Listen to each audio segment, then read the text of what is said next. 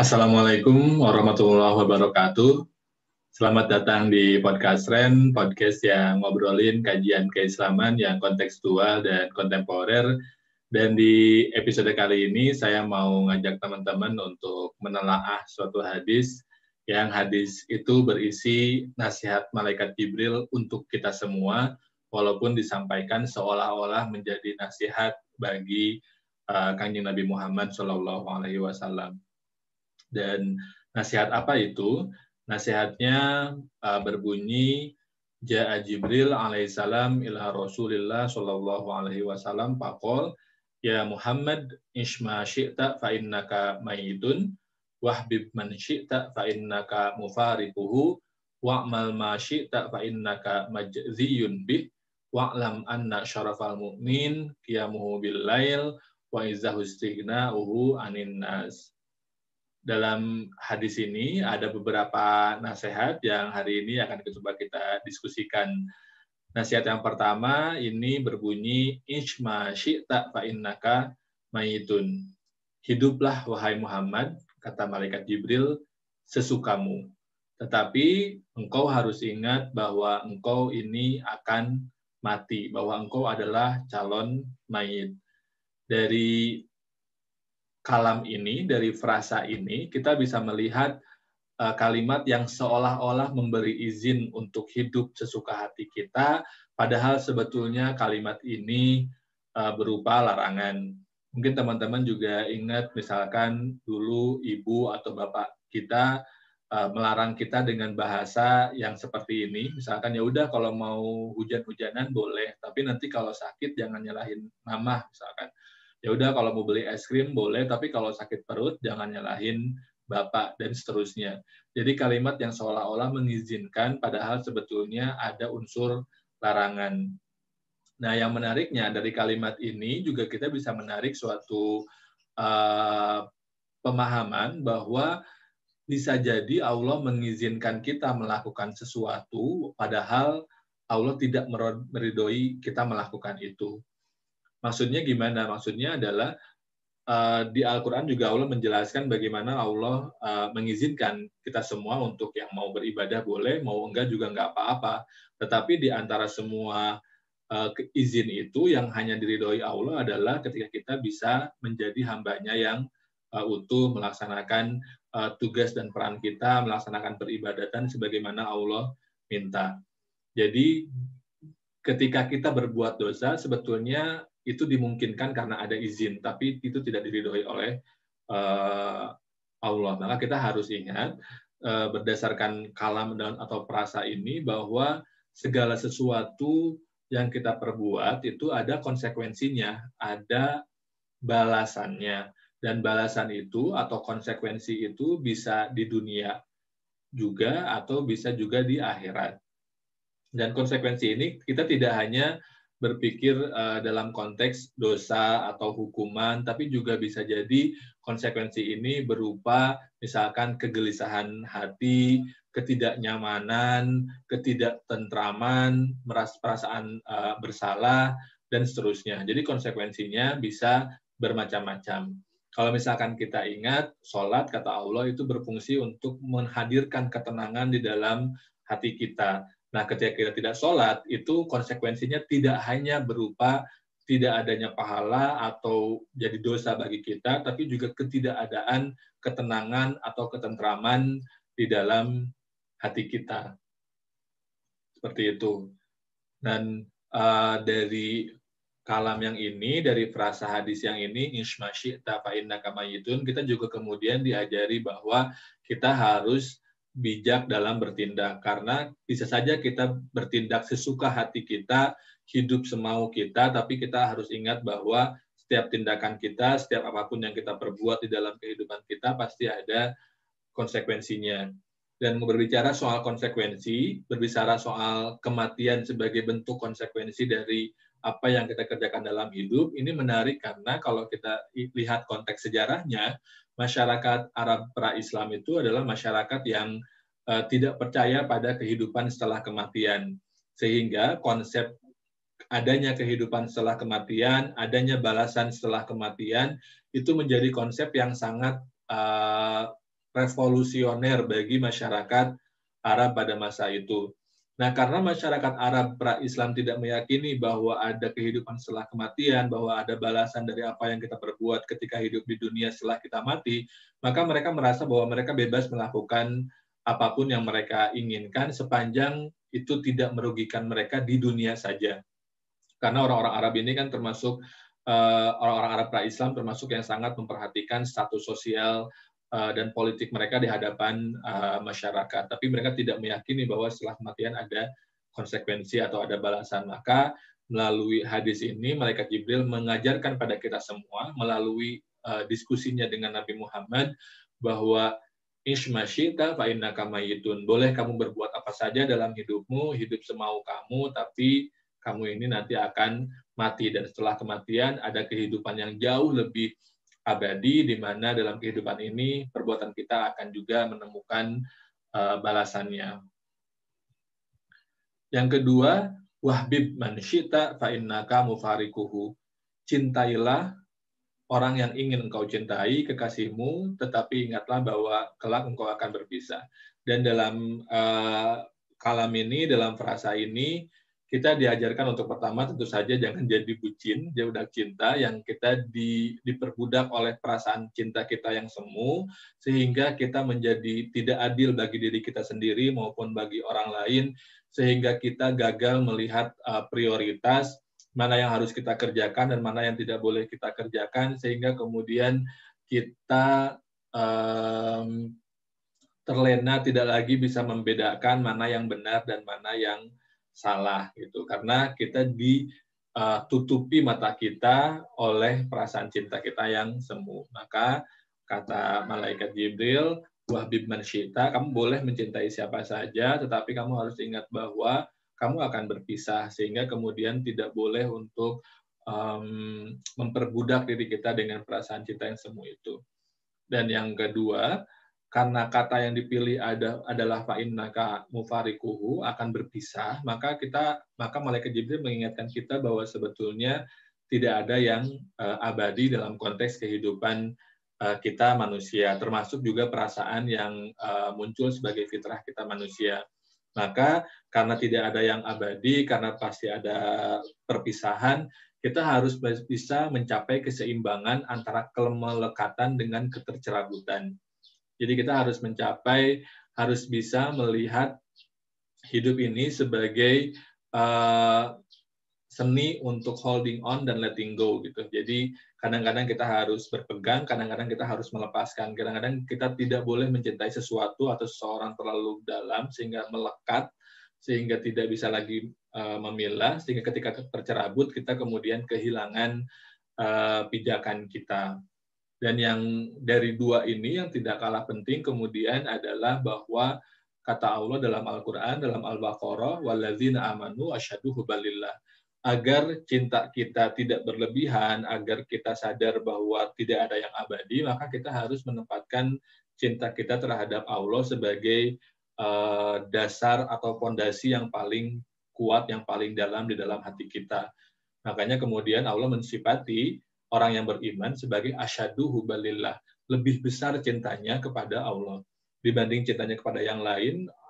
Orang-orang beriman itu asyaddu hubbalillah, dan dari cinta kepada Allah inilah kemudian dia mengekspresikan cintanya terhadap hal-hal lain, terhadap orang-orang lain, terhadap orang tua, terhadap pasangan hidup, terhadap anak, terhadap keluarga, terhadap alam, terhadap lingkungan, terhadap rumah, terhadap pekerjaan, terhadap sesama muslim, dan seterusnya. Tentu saja dengan kadar cinta yang berbeda, sebagaimana bedanya Rahman dan Rahimnya Allah, tetapi semua perasaan cinta itu didasari pada asyaddu hubbalillah. Dan konsep cinta ini dalam tasawuf ini sangat sentral, karena biasanya dalam tasawuf hubungan antara kita sebagai hamba dengan Allah diibaratkan sebagai hubungan pencinta dan kekasih. Makanya kemudian alegori yang sangat kuat adalah alegori Laila dan Majnun, di mana si hamba ini saking besarnya cinta kepada Laila, kepada Tuhan, kepada Allah, dia sampai ditutupi seluruh dirinya dengan ketergila-gilaan terhadap cintanya terhadap Allah tadi gitu. Jadi sekali lagi, orang yang beriman, asyhadu hubbalillah, yang dengan cintanya yang besar ini kemudian menjadi landasan, menjadi mata air bagi cintanya yang beragam bagi siapapun dan bagi apapun, sehingga dengan cintanya itu dia akan berusaha untuk menyelamatkan, mengamankan, menjaga, dan melestarikan siapapun dan apapun sesuai dengan kemampuannya masing-masing.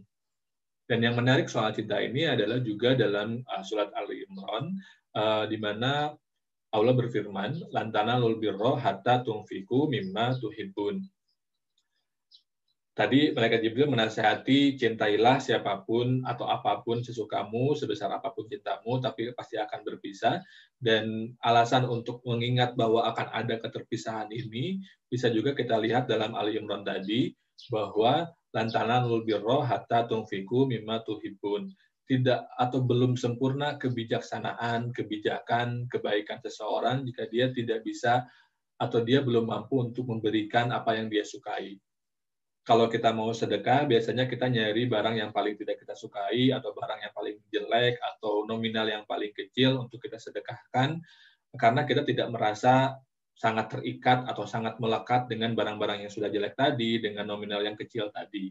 Padahal kalau mau menguji seberapa dalam kebaikan itu, kita diajarkan atau dianjurkan untuk menyedekahkan apa yang kita sukai, sehingga itu menjadi berat bagi kita, dan dengan berat itu kemudian kita bisa membersihkan kemelekatan kita terhadap cinta yang semu, sehingga bisa memurnikan cinta kita kepada Allah. Karena kita meyakini bahwa apapun yang kita miliki pada dasarnya adalah alat atau medium untuk kita mengekspresikan cinta kita kepada Allah dengan caranya yang beragam. Dan ini perlu dilatih tentu saja, karena kemampuan untuk menyedekahkan barang yang kita miliki atau sesuatu yang kita sangat cintai itu sangat susah tanpa latihan. Dan contoh yang paling menarik, yang paling fenomenal bisa kita lihat bagaimana Nabi Ibrahim dan Nabi Ismail juga diuji untuk sama-sama menyedekahkan sesuatu yang sangat mereka cintai. Nabi Ibrahim bertahun-tahun menunggu anak, dan Nabi Ismail datang sebagai anak pertama, dan cintanya Nabi Ibrahim sangat besar terhadap Nabi Ismail, tapi kemudian Nabi Ibrahim mendapatkan perintah diuji untuk menyembelih Nabi Ismail. Itu kan bagian dari ujian untuk lan tanalul birra hatta tunfiqu mimma tuhibbun, menyedekahkan apa yang sangat dicintai. Nabi Ismail juga sama, sangat mencintai ayahnya, kemudian diuji untuk berpisah dengan cara yang dramatis seperti itu, dan kemudian akhirnya keduanya lolos ujian, keduanya sama-sama sadar bahwa terlepas dari perasaan cinta yang besar satu sama lain, mereka berdua adalah hamba Allah yang harus melaksanakan apapun yang diperintah oleh Allah, karena asyhadu hubbalillah, keduanya lebih besar cintanya kepada Allah, sehingga apapun yang Allah minta akan mereka kasihkan. Dan dari keberhasilan mereka berdua melaksanakan perintah itu, kemudian kita hari ini mengingatnya dengan peristiwa kurban, dengan ritual kurban. Nah, yang ketiga, kalam yang ketiga atau frasa yang ketiga adalah wa'mal masyita fa innaka majiyun bi. Dan dalam hal ini kita diingatkan bahwa semua amal itu pasti ada konsekuensinya, ada balasannya. Wa'mal masyita, beramallah, berbuatlah semaumu, tetapi semua amal itu pasti akan dihitung, pasti akan mendapatkan balasannya. Dan ini juga kita ingat dalam Al-Quran bahwa semua orang yang beramal, walaupun sebesar jarroh, pasti akan mendapatkan balasannya. Pemayamal miskola zarrotin khairoy yaroh, pemayamal miskola zarrotin syarroy yaroh. Semua perbuatan sekecil apapun pasti akan ada balasannya, apalagi perbuatan itu besar dan berdampak besar tidak hanya bagi diri kita maupun orang lain.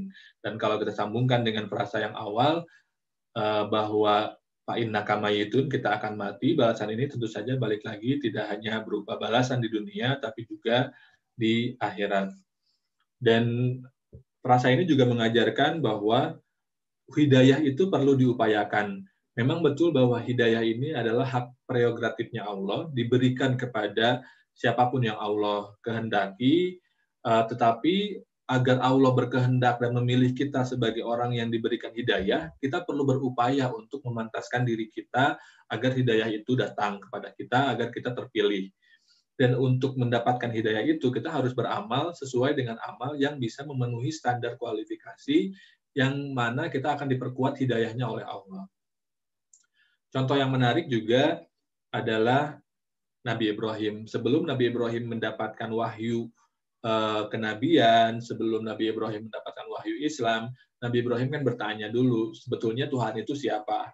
Ayah Nabi Ibrahim adalah seorang pembuat patung yang diberhalakan, kemudian Nabi Ibrahim gelisah bahwa patung sebetulnya bukan Tuhan, dan kalau begitu siapa sebetulnya Tuhan yang tepat?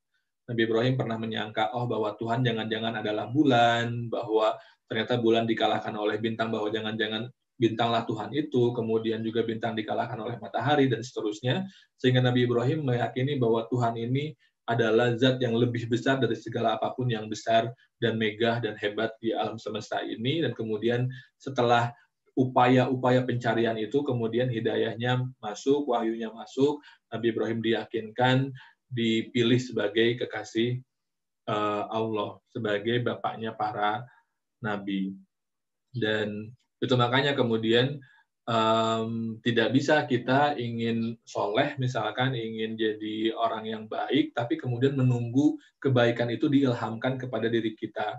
Kita perlu mengupayakan, kita perlu mendisiplinkan diri untuk menjadi baik, sehingga dengan proses pendisiplinan itu, kita menjadi pantas, hati kita menjadi terbuka, sehingga ketika hidayah itu datang, hati dan diri kita sudah siap lebih untuk menerima.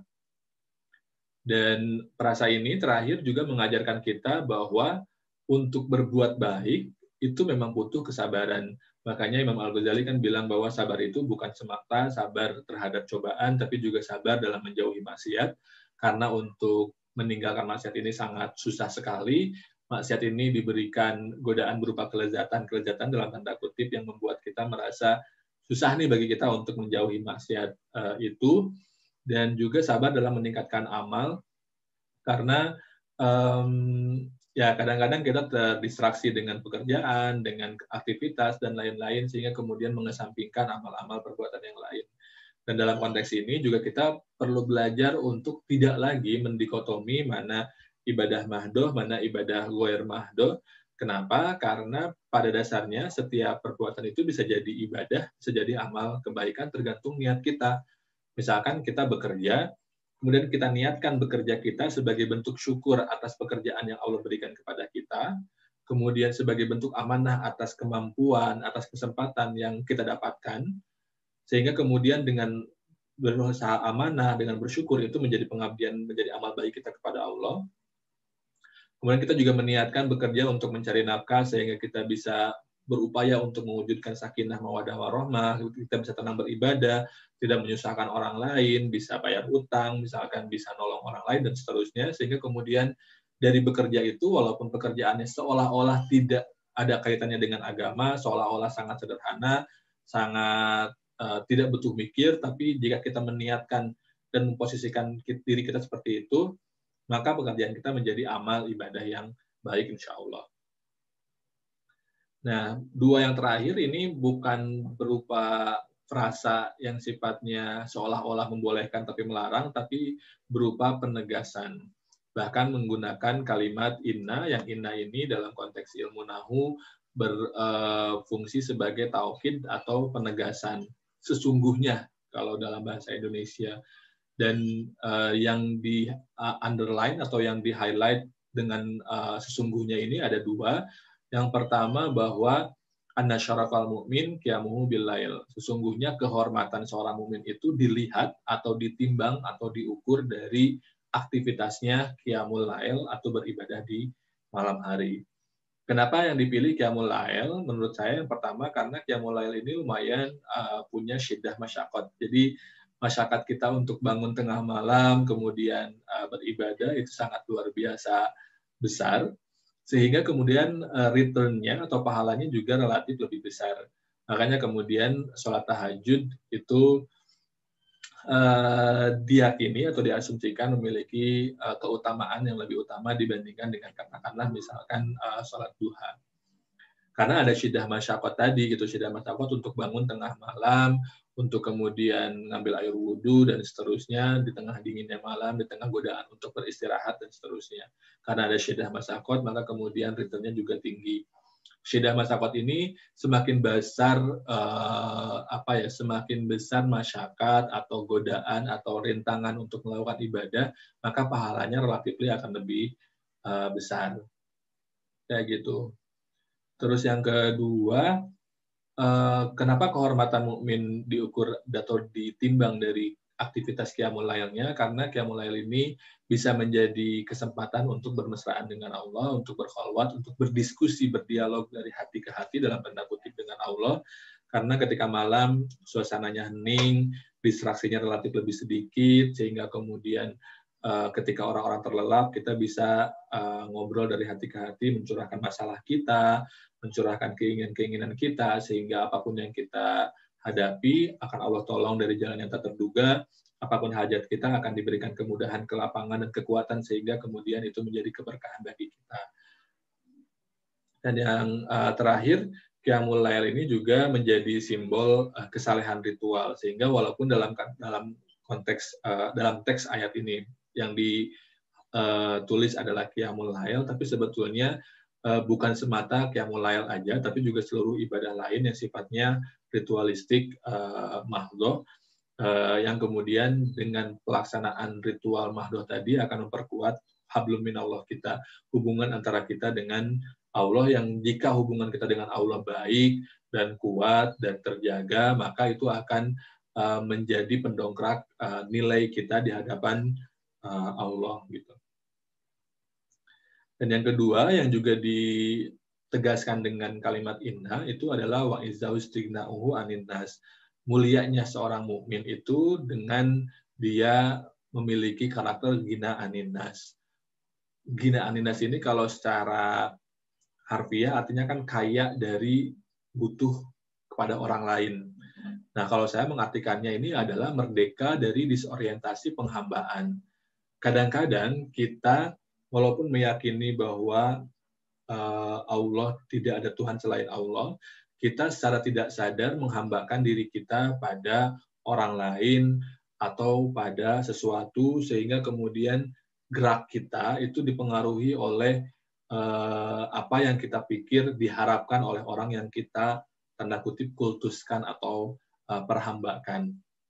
Nah, dengan gina aninnas kita diajarkan untuk merdeka dari disorientasi penghambaan, bahwa yang kaya dan maha kuasa hanya Allah semata, dan kepada dialah kita bisa bersandar gitu.